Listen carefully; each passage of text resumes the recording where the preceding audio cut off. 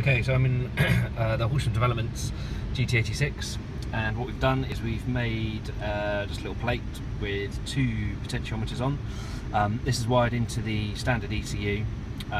One knob is connected to the rear O2 sensor input, and the other one is connected to the CPS input.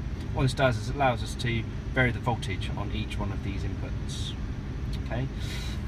Now, using the ECUTek excuse me, software, what we can do is we can change this voltage into a value, and that's what these tables on the right here do. So down the left hand side, I've got, just down here, I've got the value in volts from in this case the O2 sensor, engine RPM across the top, and then in this table I've got the amount of change that will occur when you change the voltage. So if you turn the knob up, then it's going to add in up to 40, and if you turn it all the way the other way, you get down to minus 40. Okay, and same for the other knob.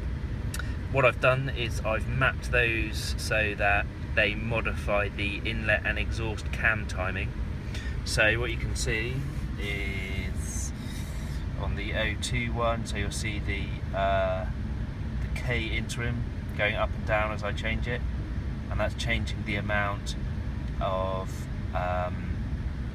inlet advance. So if you go down to inlet advance, engine's just idling. If I increase it, it'll advance the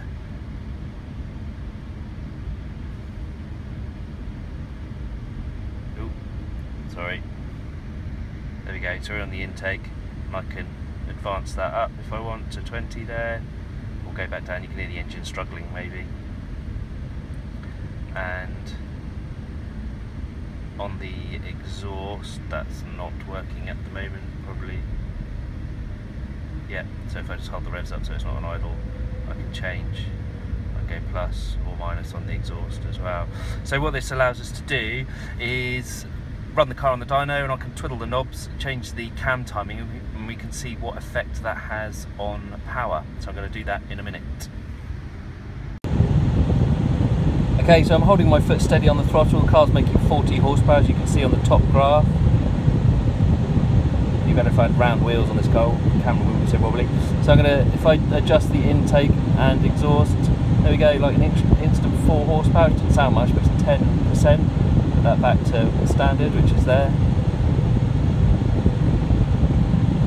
So what I'm going to do is just spend a bit of time optimising the areas of the map until we get that as good as possible. I mean, 10% is pretty good gain, really.